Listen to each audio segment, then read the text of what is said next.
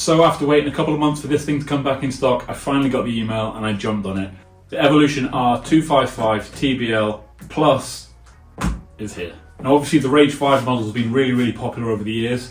I'm actually upgrading from the Evolution Fury, which is the base model contractor saw. It's done me well so far, however there are a couple of limitations to that which this thing is hopefully going to address. So let's get this unboxed and see what we think.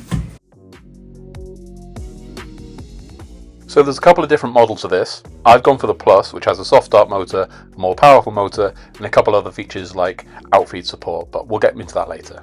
You can also get a mobile base for this, which helps you fold it away and put it away nicely.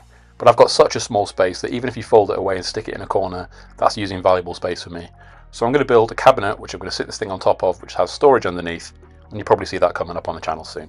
So as I open the box, that's my big reveal ruined. I was expecting it to be the other way around, but that's probably so you can do this. I look forward to walking around this massive box for the next week or so. I know I could crush it down, but I'm not going to, let's face it.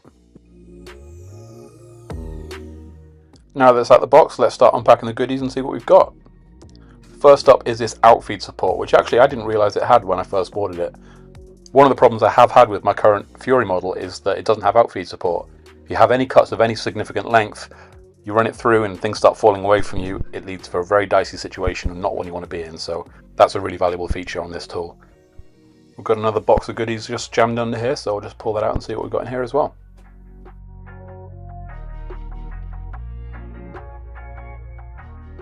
Okay, so first off we've got our miter block. Now the good thing about this is it's standard measurement, so the Fury model that I had previously has slightly narrower tracks, which means that no aftermarket parts fit on it. That's a great bonus if you've got any aftermarket parts that you want to use on this saw. And we've got a clamp to hold the work in place, and we've also got some dust extraction adapters. That's not it. That's not it. That's not it either. I'm amazed I can build anything, to be honest. Got some orange knobs. Gotta be honest, the comments could go either way on that one. We've also got an adjustable miter fence and... oh no.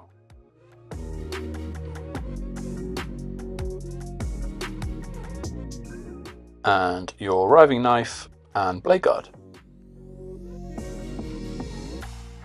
And then a nice orange stick to push your work through with. No, I said stick. Anyway, we've got a nice little holster for that on the tool. I was expecting that to click in though. Felt unsatisfying. And this is the main reason I bought this thing. A rack and pinion fence. Oh my god, I can't believe how excited I am for this. Seems basic to a lot of you, especially those with saw stops, but this is going to be a game changer. On that note, SawStop is finally coming to Europe. If you stick around to the end of this video, I'll show you one thing that this Evolution table saw can do that the SawStop definitely can't. As you can see here, I'm just adding the fence to the miter block just to show you how that all fits together, nice and easy to adapt. And then we've also got this clamp as well, which can sit on the top.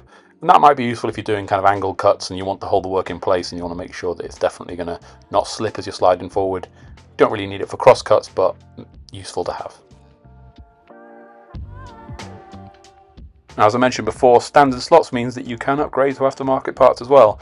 I actually bought this about a year ago for my Fury and then was really disappointed when it did not fit. So this is the first time I get to use this, so happy boy. And connecting the fence is super simple. You've got two bolts here which you can latch onto. We'll talk about them more later, and then just clip it on either side and then that thing is rock solid. Now my current saw only locks down at one end, meaning that the fence can actually sway quite a lot as you press through, so if you're putting any large pieces through, the fence does tend to drift, and that's been the main reason that's driven me to upgrade, so I'm really looking forward to this feature.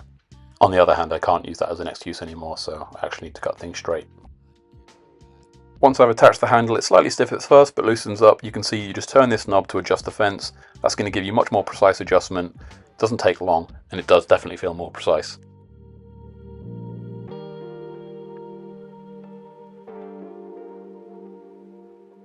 And now back to attaching another orange knob. Don't worry, I'm not going to do it this time. You can then adjust the blade height from down here. And by turning this outer wheel, you can then adjust the bevel angle.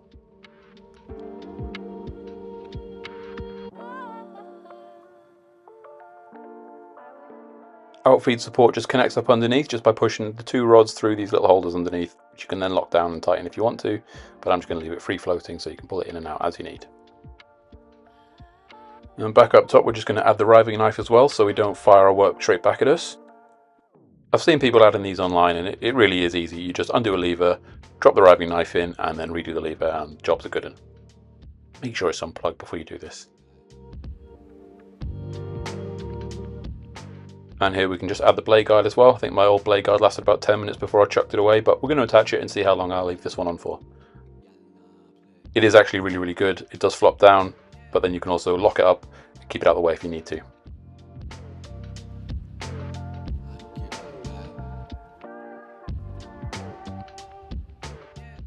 One of the first features that this thing has, which is really interesting, is the inbuilt crosscut sled. You literally just reach underneath, pull down the spring-loaded screw, turn it 90 degrees.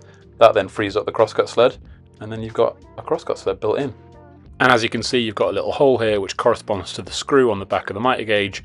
You just screw that screw into that hole, that locks it to the crosscut sled, and you're good to go. I'm interested to see how this thing works in real life, because lugging my current crosscut sled on and off the table saw, it's not fun. Might do an update video once I've used it for a while, but you'll never know unless you subscribe. If you are going to be using this thing as a job site saw, it's actually got some nice little handles on the side, which makes it really easy and comfortable for moving around as well.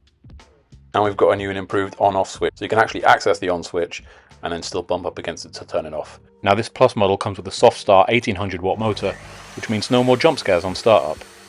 Boo! It also has an electronic braking system which stops the blade much more quickly, which is obviously a great safety feature to have. Now onto the main feature that made me buy this saw, the fence. It's designed to help you rip a full plywood sheet in half accurately in quite a small form factor. Now to do that, the fence moves away along these extensions as you rotate the knob. And you can use this flip up feature to support large pieces when you've got the extensions out, or you can use it for smaller pieces to get close to the blade underneath the blade guard. Now this fence can be set in two positions, and that just helps with the form factor. You've either got the silver bolts here, or you've got the black bolts slightly further out, which adds 10 centimeters to the cut. So in order to rip that full plywood sheet in half, you need to set it onto the black bolts and extend the fence out the full way, which as you can see is quite some way. And then you need to reference off the black scale on the measuring tape. And if you have the fence attached to the silver bolts, then you read off the silver tape. As you can see, fine adjustment is really quite easy with the guide knob, means that you can get accurate cuts and make changes quite easily. Now this thing's also got outfeed support, so let's take a look at that now. Now this outfeed support probably extends about 30 centimeters out, and as you can see it's got notches in there, so when you're using the crosscut sled you're not going to bump into anything, which is quite good. Now to have a look at this, I'm just going to use an 8-foot 2x4, just put it on there and see what it looks like, just see where the tip point is. All good so far? It's just starting to tip now. Now I know there's a bit of counterweight action going on, but I'm just going to grab that, see where this thing is. I measure it up against my body and it gives me about 6 foot, which is way better than if you just had the table on its own. Now to test this thing against the nemesis of every saw stop out there. And we're going to skip over the fact that these are labelled not for the EU. Thanks Brexit, I suppose.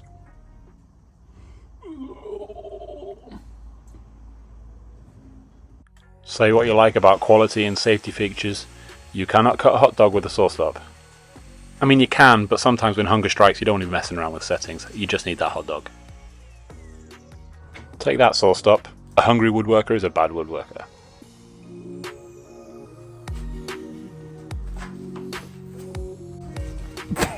Now I know why the EU doesn't want them. That's the hot dogs, not the saw stops. This guy doesn't seem to mind. That's my video, like and subscribe, let me know what you think in the comments.